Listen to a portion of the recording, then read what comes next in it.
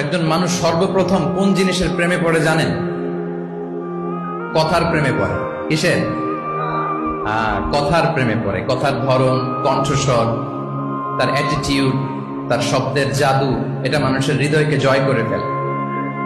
আল্লাহ রাসূল সাল্লাল্লাহু আলাইহি ওয়াসাল্লাম তিনি নিজেও বলেছেন, ওয়া ইন্না মিনাল বায়ানি লা সিহরা, কিছু কিছু বক্তব্যের মধ্যে জাদু আছে।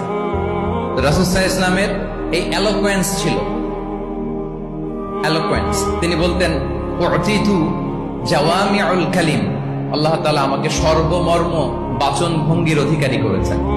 মানে উনি যেটা বলতেন এটা ছিল very precise in wording but comprehensive in meaning. Precise in wording, শব্দের বিবেচনা এটা খুবই precise and clear, but comprehensive in meaning.